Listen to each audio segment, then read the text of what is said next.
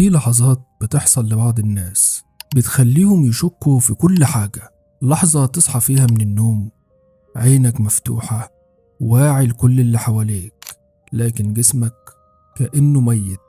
تحاول تتحرك مفيش، تصرخ صوتك مختفي، وتبدأ تحس إن في حاجة واقفة عند الباب أو قاعدة فوق صدرك بتراقبك. البعض بيسمي الحالة دي الجاثوم، والبعض مقتنع إنه مس شيطاني، وفي ناس أقسموا إنهم شافوا كائنات مرعبة بعينيهم. لكن السؤال الحقيقي، هل شلل النوم مجرد ظاهرة علمية، ولا في جانب نفسي مرعب بيحول التجربة لكابوس حقيقي؟ والأهم، لو حصل لك تنجو منه إزاي؟ النهاردة هندخل واحد من أكتر المواضيع رعبا وغموضا في العالم، شلل النوم، بين الحقيقة العلمية والرعب اللي بيعيشه الملايين. تخيل معايا الساعة 3 الفجر، انت نايم عادي جدا، وفجأة تفتح عينك تلاقي الغرفة ضلمة هادية وكل حاجة في مكانها. لكن في مشكلة، انت متكتف مش قادر تتحرك. تحاول ترفع ايدك مفيش استجابة، تحاول تنادي اي حد صوتك مخنوق، وفجأة تسمع صوت خطوات. قلبك يبدأ يدق بسرعة، وعقلك يدخل في حالة رعب كامل. تشوف ظل واقف في زاوية الأوضة، طويل ساكت بيتفرج عليك، وكل ما تحاول تتحرك تحس إن في قوة بتضغط على صدرك أكتر. في اللحظة دي معظم الناس بيعتقدوا إنهم بيموتوا، أو إن في جن أو كيان خارق موجود معاهم. لكن المفاجأة إن ملايين البشر حول العالم مروا بنفس التجربة بنفس التفاصيل تقريبا. والسؤال هنا، إزاي ناس من ثقافات مختلفة وبلاد مختلفة شافوا نفس الكوابيس تقريبا؟ أكيد بتسأل نفسك، إيه هو شلل النوم؟ علميا شلل النوم هو حالة مؤقتة بتحصل بين النوم والصحيان، يعني عقلك بيصحى لكن جسمك لسه نايم. أثناء النوم الطبيعي، خصوصا مرحلة الأحلام العميقة، المخ بيعمل حاجة غريبة جدا، بيعطل حركة العضلات مؤقتا. ليه؟ عشان ما تقومش تنفذ أحلامك في الحقيقة. تخيل كده تحلم إنك بتجري وتصحى تلاقي نفسك خبطت في حيطة قدامك. الجسم عنده نظام حماية ذكي بيمنع الحركة أثناء الأحلام. المشكلة بتحصل لما عقلك يفوق قبل جسمك، فتلاقي نفسك واعي لكن مشلول بالكامل لثواني أو دقايق. لكن هنا يبدأ الجزء المرعب.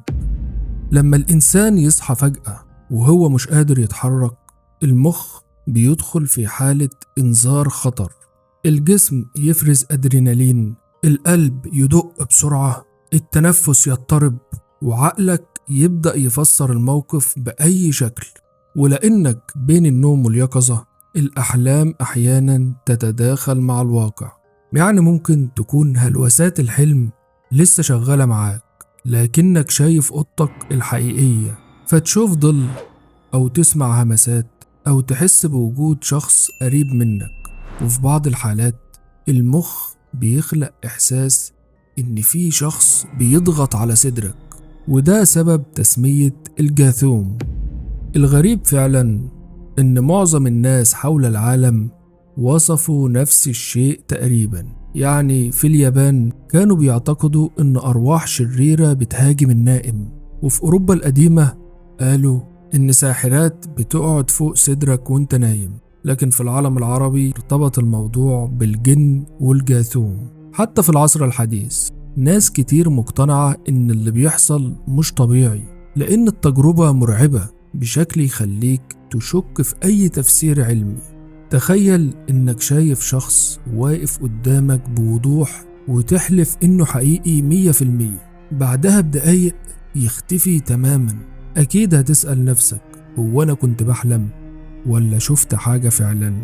الحقيقة إن شلل النوم مش نوع واحد. في ناس بتحس بعدم القدرة على الحركة، لكن في ناس تانية بتمر بتجارب مرعبة جدا. أولا، إنك تحس بوجود كائن في الغرفة، ده أشهر نوع. تحس إن في حد واقف يراقبك، وأحيانا تشوفه بعينيك، ظل أسود، شخص طويل، وجه مرعب، أو حتى كائن غير بشري. النوع التاني الضغط على الصدر، كأن حد قاعد عليك وبيضغط على صدرك. تبدأ تحس إنك مش قادر تتنفس، وده يخلي الرعب يزيد أضعاف. تالت حاجة الإحساس بالخروج من الجسد. في ناس قالوا إنهم شعروا إن روحهم بتطلع من جسمهم، يشوفوا نفسهم من فوق، أو يحسوا إنهم بيطفوا في الأوضة. وعشان كده البعض ربط التجربة بحاجات روحية أو خارقة للطبيعة. هل شلل النوم خطير؟ المفاجأة المطمئنة إن شلل النوم غالبا غير خطير طبيا. هو مرعب جدا، لكنه في أغلب الحالات لا يسبب الوفاة أو الجنون. لكن المشكلة الحقيقية في التأثير النفسي.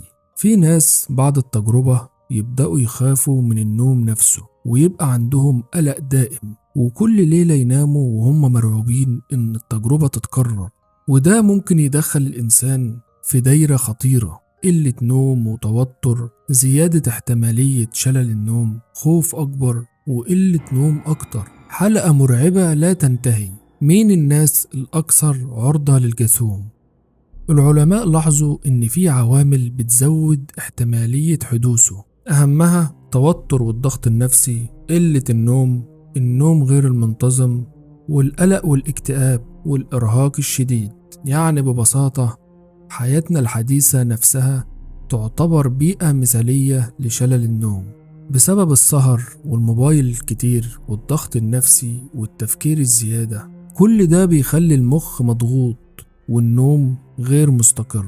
في قصص مرعبة عن شلل النوم، وواحدة من أشهر القصص كانت لشاب قال إنه صحي بالليل وما كانش قادر يتحرك. الشاب قال على لسانه: صحيت بالليل وما كنتش قادر أتحرك، وبعدين شفت ست عجوز واقفة جنب السرير، كانت بتبتسم بطريقة مرعبة. حاولت أصرخ لكن مفيش صوت، فضلت تبصلي لحد ما اختفت. المخيف إن آلاف الناس وصفوا نفس العجوز. وفي أمريكا ناس كتير بيتكلموا عن رجل الظل، شخص أسود بالكامل بيقف في الزاوية ويراقب الضحية. هل ده دليل على وجود شيء خارق؟ العلم بيقول لأ، لكن التشابه المرعب في القصص يخلي ناس كتير مش مقتنعة بالكلام العلمي. ليه بتشعر إن الأمر حقيقي جدا؟ لأنك فعليا أنت شايف أوضتك الحقيقية، سامع الأصوات الحقيقية، وعقلك واعي، لكن جزء الأحلام لسه شغال. وده أسوأ خليط ممكن يحصل للإنسان، كابوس داخل الواقع نفسه. في جانب نفسي مرعب. خلينا نكون صريحين، حتى لو العلم فسر شلل النوم، الإحساس نفسه يظل مرعب، لأن الإنسان بطبيعته بيخاف من فقدان السيطرة. وأثناء الجاثوم أنت فاقد السيطرة بالكامل، لا حركة ولا صوت ولا هروب، وده بيخلق شعور بدائي جدا بالرعب، كأنك فريسة محاصرة. وعشان كده التجربة بتطبع في الذاكرة بقوة. في ناس بعد سنوات بيتذكروا تفاصيل أول مرة حصل لهم فيها الجاثوم. هل ممكن إنه يسبب الموت؟ ناس كتير بتخاف إن قلبها يقف أثناء شلل النوم، لكن مفيش دليل علمي إن الجاثوم نفسه يسبب الوفاة مباشرة. رغم إن ضربات القلب بتزيد والرعب بيكون شديد، لكن الحالة غالبا تنتهي خلال ثواني أو دقايق. المشكلة الأكبر لو الشخص عنده مشاكل نفسية أو قلق حاد، لأن التجربة ممكن تزيد الوضع سوء. نيجي للجزء الأهم: إزاي تنجو من شلل النوم؟ لو حصل لك الجاثوم اعمل اللي هقولك عليه. أولا، ما تقاومش بعنف. كل ما تحاول تتحرك بجنون الرعب بيزيد. فكر نفسك دي حالة مؤقتة وهتنتهي، حتى لو كان صعب حاول تهدى. تاني حاجة، ركز على التنفس. خد نفس ببطء حتى لو حاسس إن صدرك تقيل، التنفس الهادي يساعد المخ يخرج من حالة الذعر. حاول تحرك جزء صغير، يعني مثلا تحرك صباعك، جفن عينك. غالبا الجسم يبدأ يستعيد السيطرة تدريجيا. لو ظهر لك حاجة قدامك زي ظل مثلا، ما تحاولش تركز فيه، لأن المخ بيبدأ يخلق هلوسات مرعبة. كل ما تركز عليها أكتر بتبدو أكتر واقعية. خامسا، حسن نومك، وده الأهم على المدى الطويل. نام ساعات كافية، قلل السهر، وابعد عن الموبايل قبل النوم، وخفف التوتر، وحاول تنام في مواعيد ثابتة. طيب، هل النوم على الظهر يسبب الجاثوم؟ ناس كتير لاحظوا إن شلل النوم بيحدث أكتر أثناء النوم على الظهر. العلماء مش متأكدين 100% من السبب، لكن يعتقد إن الوضعية تؤثر على التنفس وعلى حالة الدماغ أثناء النوم. عشان كده ناس كتير بيقل عندهم الجاثوم بمجرد تغيير وضعية النوم. الجزء اللي دايما بيثير الجدل، هل في علاقة بين الجاثوم والجن؟